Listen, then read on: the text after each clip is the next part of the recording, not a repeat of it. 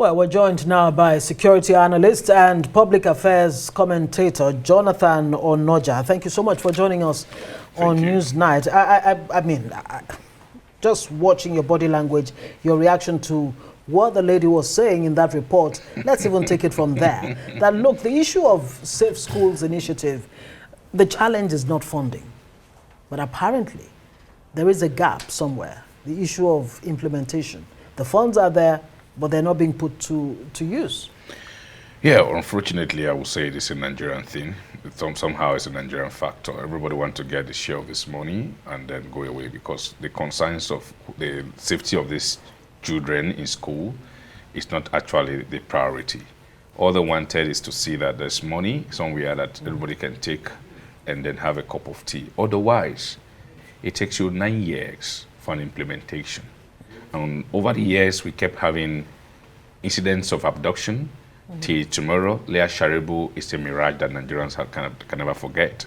You know, we keep talking about the case of Dapchi, schoolgirls and schoolboys and all of that. A lot of things we can mention. We have the coordinating agency, the National Security and Civil Defense Corps, that came up with the National Safe School Response and something advancing center or some coordinating center that is not effective. If you put it to me, it is not effective. We also have the Nigerian, the Minister of Finance and National, who is the coordinating ministry for all of these things. And over the years, we've had adoption where parents have to look for money to pay for ransoms. We've had the situations where individuals have to donate money, communities have to donate money to bring out lives. And we have a minister or we have a ministry that should be responsible ensuring that the safety of the students in schools is guaranteed. So we as it is, we are really analysts. We have analyzed the situations. We kept analyzing and also proposing.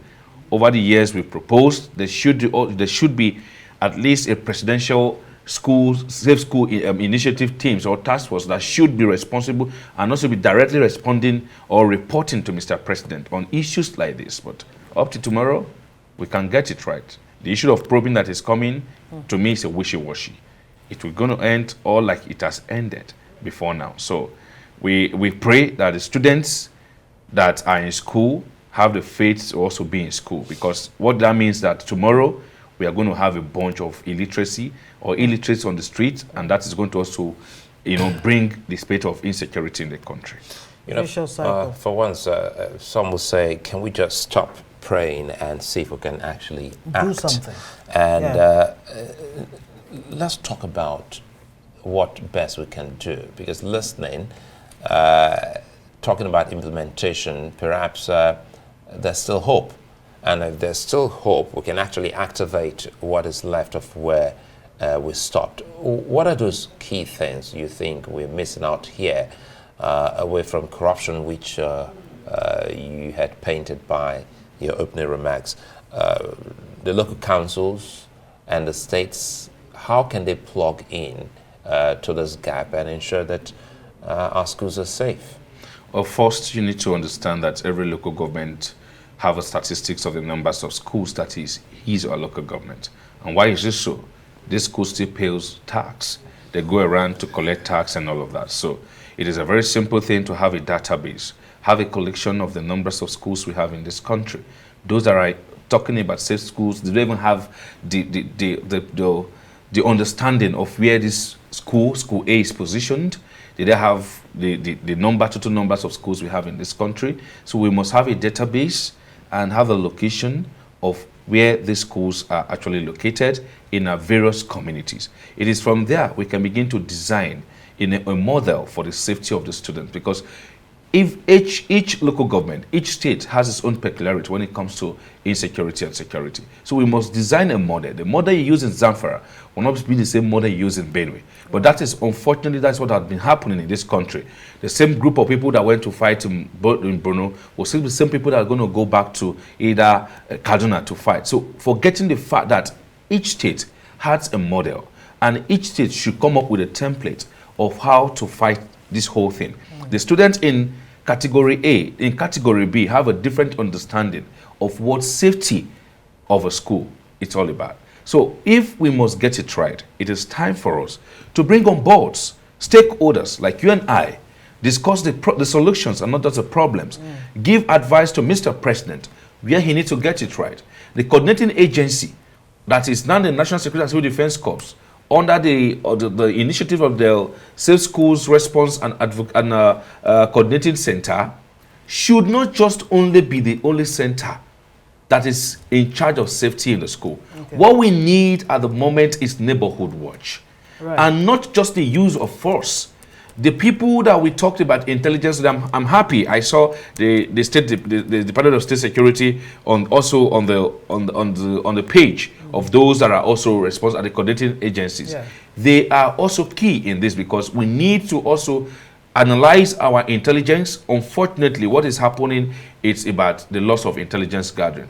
If not so, why should we have people go into a community, parade over 280 something students? There is no trace of how they came in and then how they went out. It's unfortunately we've lost a sense of intelligence. Truly. And we need a neighborhood watch. We need what we call effective community policing and integrating community policing to ensure that neighborhood watch, is it the same as something that you want to tie with the grassroots? Of course, neighborhood watch is tied with the grassroots, but what the difference is that you are also dealing with experts. The grassroots must be incorporated into an agency that understands the nooks and crannies, because where the best of intelligence lies, it lies with the natives. And so where you want to get the best of intelligence goes to where the natives are concentrated.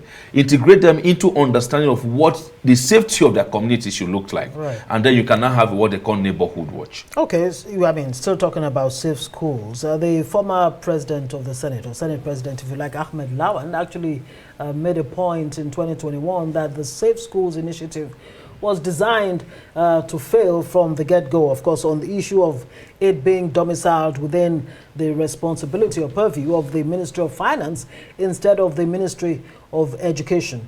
I'd like you to, respond to that. And even more importantly, the latest development, the point made by President Tinubu, he's saying, I will not pay a dime. Federal government will not pay a dime to terrorists. Yes, I think that's not an option, what are the options? Well, let me start from your first questions of, put it side by side. The Ministry of Finance and also the Ministry of Education. Yes, the budgeting line lies with the Ministry of Finance. But when we talk about the policies and implementations, I think the Ministry of Education come to play. They need to talk about what policies should be adopted to ensure that we have the safety of our students. And then when we talk about budgeting, then they have to be part of the budget. Right. So that's to say that, okay, we have numbers of social schools in different local government and in Nigeria. And so this is our budgeting for this school A and school B. We just want to do this, and all of that. We highway patrols, we consume maybe 3 loans of vehicle of fuels, and this is what we have also put in place for that. So the budgeting plan also comes from the Ministry of Finance, but I think it is going to be solely the supervision and also the release of the funds that comes from the Ministry of the Ministry of Finance. Why the Ministry of Education comes with a lot of with the policies and how this works. So in all of this, there must be policy sequences so that one dovetail the other. You understand? Right. So, but coming down to where you talked about Mr. President not paying ransoms, I think it is laughable, because when we talk about security is the absence of insecurity. And so if you want to provide security, you must guarantee that the schools that where the students go to learn are safe. And so we're in an event where there is absence of security, which brings about insecurity. Then you have to be held responsible. Is it because these students have not come out, haven't gotten so much, having been traumatized, and then say we on the national television like this, and we say our country has failed us? Is it because they have not come to say that we don't believe in Mr. President anymore? Because the first thing you come to tell them is that security. And so when you failed, there must be remedy. So what we are saying is that we are not advocating for ransom payment. What are the options? But the options should be where you cannot provide security, then you need to pay for getting them into insecurity. You need to pay, because that is exactly what we are faced with today. So one thing I'm trying to say is that if you cannot pay for ransoms, then there are models you must design that when there are kidnapped eventually, we spend money on intelligence to get them down. Where in this country, you were aware that in this country, there was a diplomat that was also kidnapped. You saw how the response came seamlessly and he was rescued. How many of our students have been rescued from the hands of kidnappers? Where individuals have turned to paying ransoms just to get their loved ones from the hands of these terrorists. And Mr. President said you cannot pay ransom.